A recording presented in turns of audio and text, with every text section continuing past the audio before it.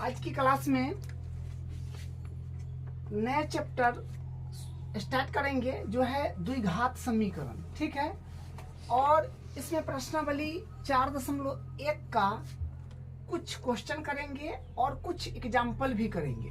सबसे पहले इसका बेसिक देख लेते हैं कि इसमें क्या चलता है, मतलब क्या चल रहा होता है। ठीक है, तो यहाँ पर हम लिखे हैं बहुपद की घात, यानी डिग्री ऑफ पोलियोनोमियल। बहुपद की घात क्या होता है? एक बहुपद में चर की अधिकतम घात बहुपद की घात कहलाता है। बहुपद की घात क्या होता है कि एक बहुपद में चर के अधिकतम घात बहुपद का घात कहलाता है। मतलब और कोई बहुपद है, कोई भी बहुपद है तो उसमें चर का अधिकतम घात बहुपद का घात कहलाता है। अब बात है कि भाई चर क्या होता है।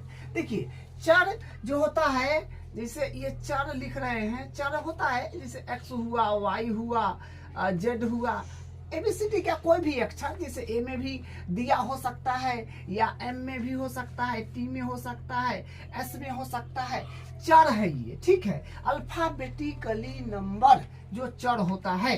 तो चर यानी चर का मान जो होता है वो सिचुएशन के अकॉर्डिंग परिवर्तन होते रहता है। एक होता है अचर। अचर कोई भी संख्या ले लीजिए या बोल दीजिए रैंडम वास्तविक संख्या। जैसे मान लीजिए कि 3 हो गया, 5 हो गया, 7 हो गया, √3 हो गया, 1/5 हो गया, 0.5 हो गया। अंक की कोई कमी थोड़ी है। तो अचर ये होता है। तो चर और अचर ये होता है। ठीक है, तो देखिए, तो बहुपद की घात क्या होता है? तो डिफिनीशन क्या है कि एक बहुपद में चर की अधिकतम घात बहुपद का घात कहलाता है। तो चर जान गए कि ये होता है ABCD का कोई भी अक्षर जिसमें लिखा हो उसे चर में होगा। जैसे यहाँ पर देखिए, चर x में है तो ये x में हो गया। यहाँ पर चर जो है ये t किया है, उस पर कुछ घात है तो ये t चर में हो गया बहुपद। ये देखिए, ये u तो ये u चर में बहुपद हो गया। और चर और अचर को मिलने से ही बीजीय व्यंजक बनता है। आपको क्या बोलते हैं, समीकरण में भी, मतलब दो, इसे पिछले वाले चैप्टर में भी बताए थे। ठीक है, चर और अचर को मिलने से क्या बनता है? बीजीय व्यंजक बनता है। जैसे यहाँ पर चर और अचर लिखे हैं तो ये चर है। चर x y z, मतलब ABCD का कोई भी अक्षर, अचर कोई वास्तविक संख्या। जैसे x को हम जोड़ रहे हैं इसमें 5 के साथ, तो x + 5 ये क्या हुआ? बीजीय व्यंजक हुआ। जिसे मान लीजिए कि x के साथ √3 से गुना कर रहे हैं तो क्या होगा? √3x हो गया। बट्टा में भी हो सकता है, जैसे a के साथ 1/5 को अगर मान लीजिए गुना कर रहे हैं तो क्या होगा? a × 1/5। जैसे मान लीजिए कि m के साथ 7 का भाग कर रहे हैं तो m/7। ये सब क्या है? एक बीजीय व्यंजक है। लेकिन कुछ खास प्रकार का बीजीय व्यंजक बहुपद कहलाता है। ठीक है, और बहुपद का डिफिनीशन क्या होता है ये भी आपको बताए थे। बहुपद का डिफिनीशन होता है कि चर का, मतलब चर का घात जो हो वो पूर्ण संख्या हो। मतलब प्रत्येक चर में उसका घात जो होगा पूर्ण संख्या होगा। ठीक है, उसको बहुपद बोलते हैं। लेकिन हम लोग यहाँ जाते हैं, जो बहुपद की घात क्या बोलते होता है? एक बहुपद में चर की अधिकतम घात बहुपद का घात होता है। चर का अधिकतम घात मतलब आपको बताया कि x चर में बहुपद है, ये t चर में है, ये u चर में है, जिसमें लिखा हो उसी चर में वो बहुपद प्लेसमेंट हो जाता है। जैसे यहाँ पर x² है और यहाँ पर यानी x पर पावर यहाँ 2 है और यहाँ x है सीधे, तो कुछ नहीं तो 1 होगा। तो यानी यहाँ बहुपद का घात क्या होगा? बहुपद का घात अगर इसमें देखें तो क्या होगा? बहुपद का घात। तो बहुपद का घात इसमें हो जाएगा चर का अधिकतम घात। चर इसमें है x, तो x में यहाँ पर घात 1 है, यहाँ पर 2 है, तो सबसे ज्यादा यहाँ पर है ना, जो कि 2 है, तो बहुपद का घात 2 होगा। इसका आंसर 2 हो जाएगा। उसी प्रकार इसमें पूछे कि बहुपद का घात, इसमें क्या बताओगे?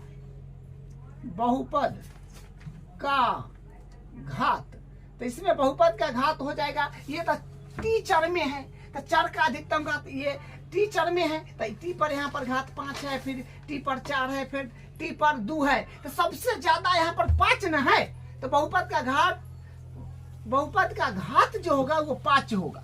ठीक है, उसी प्रकार इसमें देखिए बहुपद का घात क्या होगा, बहुपद की घात, बहुपद की घात। तो देखिए इसमें बहुपद का घात क्या होगा, तो चर का अधिकतम घात बहुपद का घात कहलाता है। तो चर का अधिकतम घात, चर इसमें u है, सबसे ज्यादा घात यहाँ पर 3 है, ये 2 है तो इससे कम में ना हुआ, यहाँ पर एक बार u है तो एक बार है तो इससे भी कम हुआ, तो यानी सबसे ज्यादा चर पर जो u है उस चर पर 3 है, तो बहुपद की घात 3 हो गया। ठीक है, तो बहुपद का घात अपने पास हो जाएगा 3, तो यही बहुपद का घात होता है। तब जान गए चर की अधिकतम घात बहुपद का घात कहलाता है। ऑब्जेक्टिव में पूछेगा तो इसी प्रकार से आपको करना है। हाँ, बहुपद के प्रकार भी होता है। ठीक है, जो आप क्या बोलते हैं 9वीं कक्षा में बहुत अच्छे से पढ़े हैं। बहुपद के प्रकार होता है, बहुपद की घात के अनुसार, बहुपद का प्रकार के बारे में हम लोग देखेंगे। बहुपद के प्रकार किसके आधार पर, बहुपद के घात के अनुसार। देखिए जैसे यहाँ पर हम लोग बोले थे कि ई बहुपद का घात 2 है, तो 2 घात वाला बहुपद को क्या बोलेंगे। यहाँ पर बहुपद का घात 5 है तो इसको क्या बोलेंगे, कौन बहुपद हुआ। यहाँ पर बहुपद की घात 3 है तो कौन बहुपद हुआ, उसके बारे में यहाँ पर देखिए रैखिक बहुपद, लीनियर पॉलिनोमियल, यानी रैखिक बहुपद। देखिए रैखिक बहुपद यानी लीनियर पॉलिनोमियल किसको बोलेंगे, एक घात वाले बहुपद को रैखिक बहुपद कहा जाता है, या इसी को लोग एक घाती बहुपद भी बोलता है।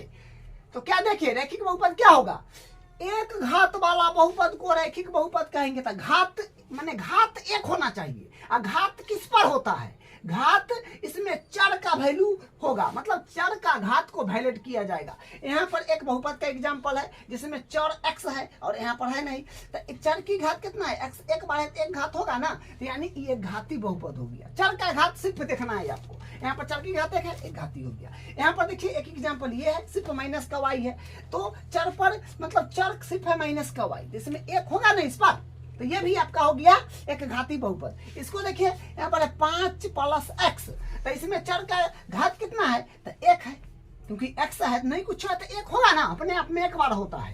तो ये भी क्या हो गया, एक घाती बहुपद। यहाँ पर सिर्फ t चर सिर्फ दिया है, t दिया है सिर्फ, तो एक बार है ना अपने आप में, तो ये भी एक घाती बहुपद होगा। इस प्रकार से अनेकों एग्जाम्पल होगा। उसी प्रकार देखिए दूसरा द्विघात बहुपद, क्वाड्रेटिक पॉलिनोमियल। द्विघात बहुपद मतलब क्वाड्रेटिक पॉलिनोमियल, जिसको द्विघात बहुपद बोलते हैं। 2 घात वाले बहुपद को द्विघात बहुपद कहते हैं। देखिए शब्द से ये पढ़ने से और स्पष्ट हो जा रहा है। द्विघात बहुपद मतलब जिसका घात 2 हो, रैखिक जिसका घात 1 हो, देखिए समय एक घात था। द्विघात जिसका घात 2 हो, वही लिखा है। 2 घात वाले बहुपद को द्विघाती बहुपद कहते हैं। देखिए यहाँ पर एक एग्जाम्पल यहाँ से ये रहा, फिर एक एग्जाम्पल ये रहा। इसमें चर ये m में है, तो m का अधिकतम घात यहाँ पर देखिए m पर 2 घात है, यहाँ पर सिर्फ m है तो एक बार होगा। इसका मतलब m पर यहाँ 2 घात है, तो इसका मतलब क्या है कि ये द्विघाती है, क्योंकि चर का अधिकतम घात ही बहुपद का घात कहलाता है। तो चर पर यहाँ पर अधिकतम 2 है, तो द्विघाती का एग्जाम्पल हो गया। यहाँ पर देखिए s चर में बहुपद है, 7 माइनस का 7s² + 6s + √3। यहाँ पर s पर 2 है, मतलब चर यहाँ पर s है, s के रूप में काम कर रहा है। तो यहाँ पर s पर 2 है, यहाँ पर ना कुछ है तो एक होबे ना करेगा, तो मतलब s जो है s पर घात 2 है, इसका मतलब है कि ये द्विघाती बहुपद है। ठीक है,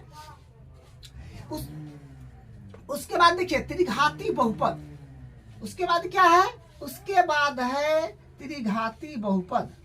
तो त्रिघाती बहुपद देखिए ये शब्द से अर्थ स्पष्ट हो जा रहा है, जिस बहुपद की घात 3 हो, मतलब जिस बहुपद में चर की घात 3 हो, उसको हम लोग बोलते हैं त्रिघाती बहुपद। क्यूबिक पॉलिनोमियल, क्यूबिक पॉलिनोमियल मतलब त्रिघाती बहुपद। त्रिघाती बहुपद यानी 3 घात वाले बहुपद को त्रिघाती बहुपद कहते हैं। जैसे यहाँ पर देखिए एग्जाम्पल, माइनस का root 5m³ plus 6m² plus 1, तो इसमें m है, फिर यहाँ m है, तो यानी 4m में है, तो m का ज्यादा घात यहाँ पर 3 है, इसलिए ये त्रिघाती बहुपद है। उसी प्रकार इसमें देखिए यहाँ पर s में मतलब s चर में बहुपद है 6s, ये 65 नहीं है, 6s plus root 3 plus 7s³, तो चर के अधिकतम घात यहाँ पे 3 है, इसलिए इसको बोलेंगे त्रिघात बहुपद। एग्जाम्पल अनंत हो सकता है। और मान लीजिए कि जिसका अधिकतम घात आपको 4 दिख जाए तो उसको चरघाती बोल दीजिए। चर का अधिकतम घात 4 दिख जाए चरघाती बोल दीजिए। चर की अधिकतम घात 5 दिख जाए 5 घाती बोल दीजिए। जैसे यहाँ पर देखिए, इसमें बहुपद के अधिकतम घात 5 था तो 5 घाती ही हो गया। बहुपद के अधिकतम घात 2 था 2 घाती हो गया। बहुपद के अधिकतम घात 3 था त्रिघाती हो गया। बहुपद की अधिकतम घात 10 रहेगा तो 10 घाती, 20 रहेगा 20 घाती। क्या सोचना है, 100 रहेगा चर पर तो 100 घाती। जैसे हम यहाँ पर लिख देंगे कि x पर पावर मान लीजिए कि ये है 200, इसका मतलब है कि 200 घात का बहुपद है। ठीक है, एक पद होता है, पद का मतलब जोड़ घटाव में करके कई बार लिखा हुआ है। जैसे यहाँ पर एक बार हुआ, यहाँ पर एक बार हुआ, तो ये पद इसको बोलते हैं। जो ये हुआ, ये जोड़ घटाव में करके ये एक बार हुआ 1 2, तो ये द्विपदी हो गया। पद दूसरा चीज हुआ, घात दूसरा चीज हुआ, इसी एक बार लिखा है तो ई हुआ एक पदी। यहाँ पर ये है 5 + x, तो एक बार एन्ने हुआ जोड़ के उधर, एगो अंक एन्ने, तो दूगो पद हुआ तो द्विपदी। तो पद में पद को गिनेंगे, घात में चर का पावर को गिनते हैं। ठीक है, ये अपना जो चैप्टर है द्विघात समीकरण, अपना चैप्टर द्विघात समीकरण है। द्विघात समीकरण क्या होता है इसके बारे में आप बात करते हैं। जिससे हम लोग यहाँ पर क्या द्विघात बहुपद का एग्जाम्पल दिए हैं।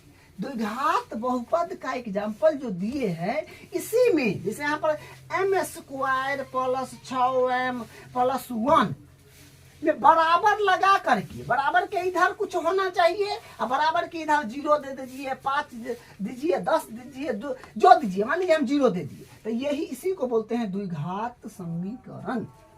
0 के इस तरफ दाईं ओर बाईं, सॉरी बराबर के दाईं ओर बाईं ओर अगर आपको लिखल दिख रहा है, समझ जाइए वो क्या है, द्विघात समीकरण। उसी प्रकार इसमें देख लीजिए, माइनस का 7s² प्लस का 6s प्लस का रूट 3, ये अभी तक क्या है द्विघात बहुपद। लेकिन जना ही बराबर दे करके 0 चाहे 10 चाहे 50 कुछ लिख दिए तो ये होगी आपका द्विघात समीकरण। तो द्विघात समीकरण का स्टैंडर्ड फॉर्म होता है, द्विघात समीकरण का मानक रूप जिसको बोलते हैं, ये होता है ax² + bx + c बराबर 0, लेकिन a = 0 होना चाहिए। तो द्विघात समीकरण का मानक रूप क्या होता है, ax² + bx + c बराबर 0 और a = 0। और मान लीजिए कि यहाँ पर 0 गुणांक हो जाएगा, तो जैसे मान लीजिए कि यहाँ पर क्या है ax² है, हम कहेंगे 0x², तो a के गुणांक मतलब x² के गुणांक को a बोलते हैं और x के गुणांक को b बोलते हैं, अचर पद को c बोलते हैं। तो x² के गुणांक मतलब a का वैल्यू 0 कभी नहीं ना होना चाहिए। 0 होगा तो फिर द्विघात समीकरण होगा कहाँ से, ये तो गलत हो जाएगा ना, क्योंकि 0 में जाकर के बस इतना ही बचेगा। तो फिर वही इसीलिए यहाँ पर लिखा है a = 0, a = 0। ठीक है, कुछ द्विघात समीकरण यहाँ पर लिखा गया है। पहला है 2x² + 5x + 7 बराबर 0, द्विघात समीकरण। दूसरा देखिए 5x² + 10x + 5 बराबर 4, ये भी द्विघात समीकरण है। आप सिर्फ इस फॉर्मेट को मिला लीजिएगा, अगर ऐसा दिख गया तो कहिएगा द्विघात, अगर ऐसा दिख गया तो कहिएगा द्विघात समीकरण है, अन्यथा नहीं है। जैसे यहाँ पर हम लिख देंगे x² और बराबर यहाँ लिख दिए 7, तो ये भी द्विघात समीकरण है, समझे। आप कहिएगा सर ऐसा नहीं दिख रहा है तो क्या करें, अरे नहीं दिख रहा है छोड़िए, इसको ऐसे लिख लीजिए, इसको ऐसे तो लिख सकते हैं x², इसको इधर तो टान लो, तो क्या होगा माइनस में 7 बराबर में कुछ नहीं बचा 0, क्योंकि घात तो 2 है ना, बराबर की इधर उधर कुछ लिखा है ना, तो समझिए द्विघात समीकरण है, घात 2 है और बराबर की इधर उधर है तो है। तो इस फॉर्मेट में फिर कहिए कहाँ हुआ, तो इसे भी तो कर सकते हैं x² प्लस, क्योंकि b जगह b का घर खाली है तो 0x नहीं लिख सकते हैं, और ये -c है तो -c बराबर 0। तो इस तरह से भी ठीक है। तो ये इस फॉर्मेट देखिए, इसको इस फॉर्मेट में बना दिया तो क्या हुआ, ये द्विघात समीकरण हो गया। तो कुछ दिमाग भी आपको लगाना पड़ेगा और क्वेश्चन करेंगे तो और आपको क्लियर हो जाएगा।